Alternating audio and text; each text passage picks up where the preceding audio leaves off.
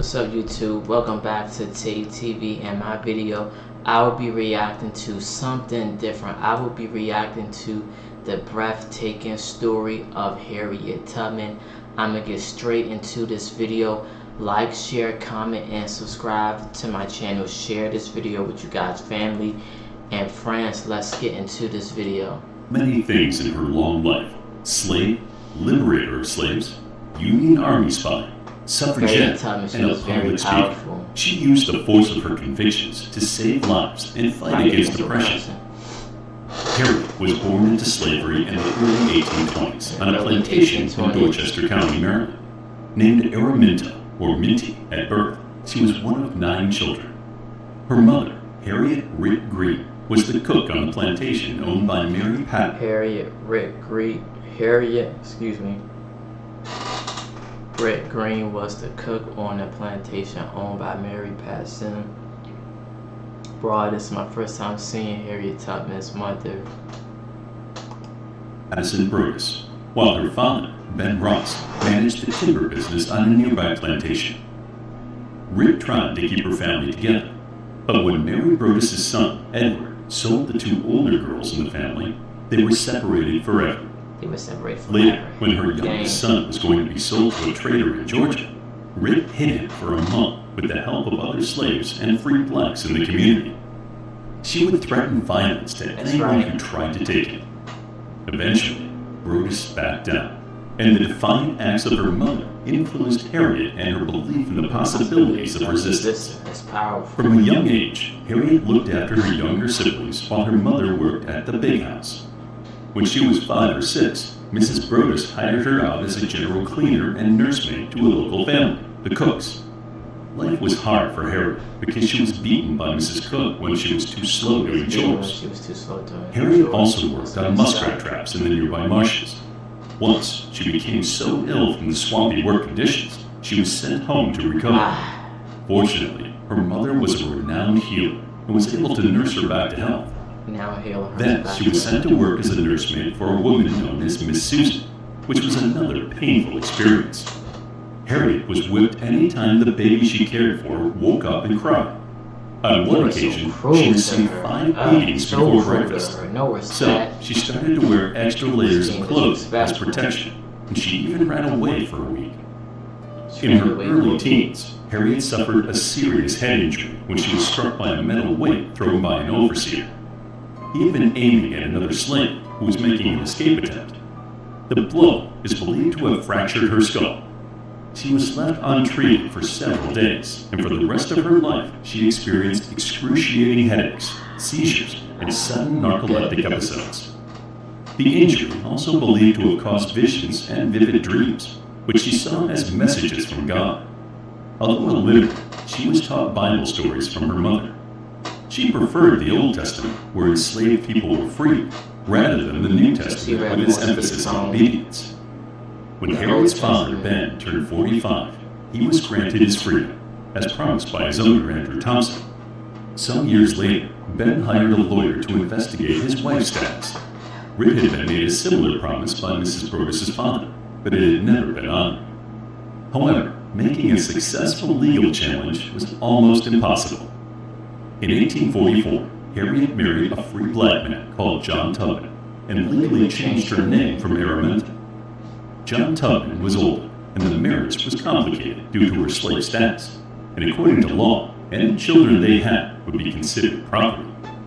In 1849, Edward Broadus attempted to sell Harriet due to her continued ill health.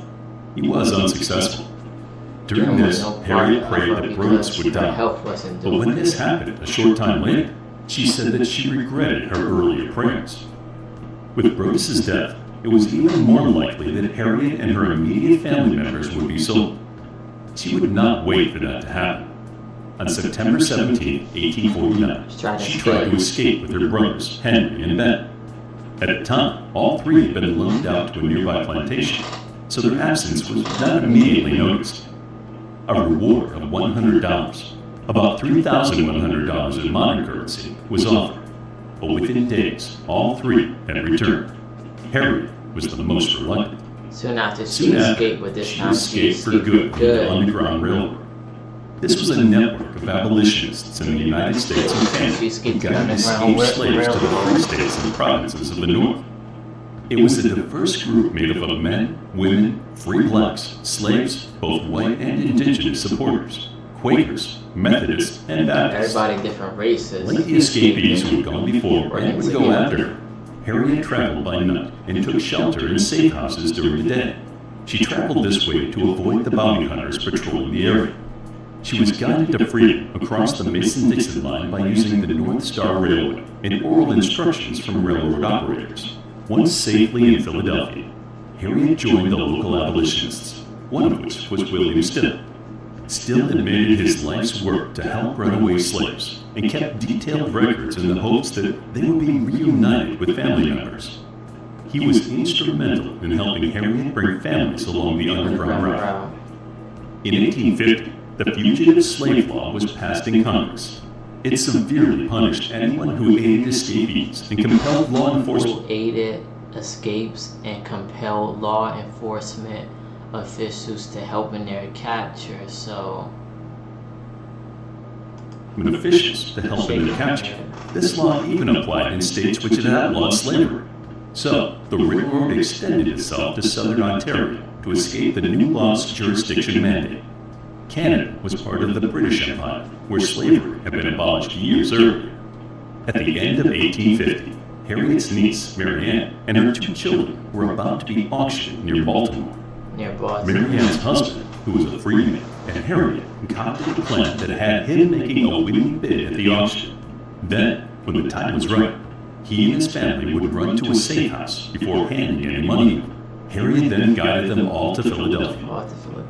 In the spring of 1851, she journeyed to Maryland to rescue more of her family members. That fall, Harriet returned to Dorchester County. She was going to find her husband, John. However, in her absence, he had married another woman and had no desire to leave the state. Rather than wasting the opportunity, she guided others to safety. With the fugitive slave law in place, more escapees were making their way to Canada. In December 1851, Harriet helped at least 11 people cross into southern Ontario. At this time, she may have made the acquaintance of a well-known abolitionist, Frederick Douglass, and a friendship based on mutual admiration began. For most of the decade before the start of the American Civil War, Harriet used St. Catharines, Ontario, then Canada West, as a base for the Underground Railroad. Over 11 years, Harriet returned often to Maryland. At the end of her career, she had led about 300 people to freedom.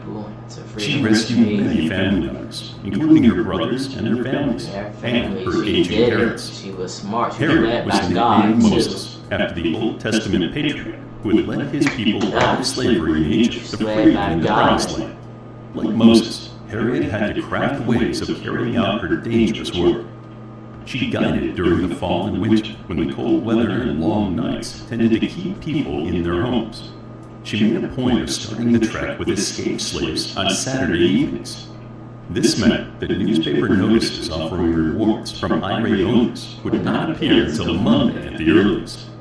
She used disguises to avoid detection or recognition and carried a gun, not only for protection, but sometimes as an incentive to any person who had second thoughts about completing an escape.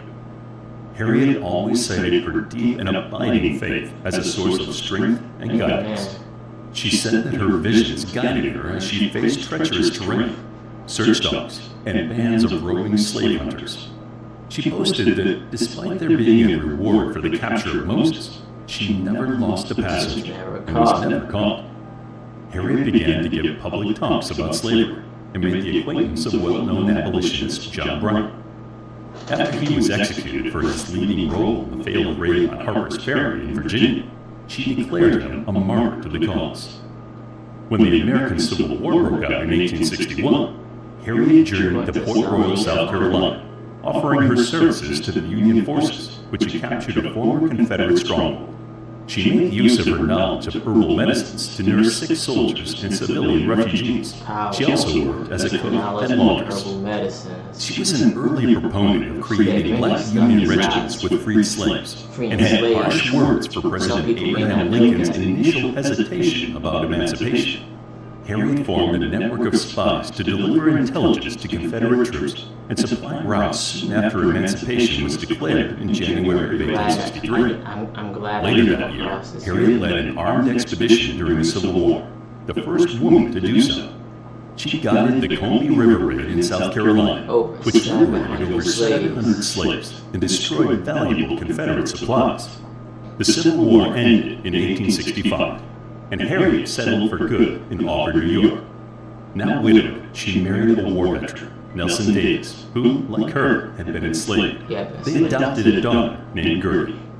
The property in Auburn had been a haven for her family and friends for many years.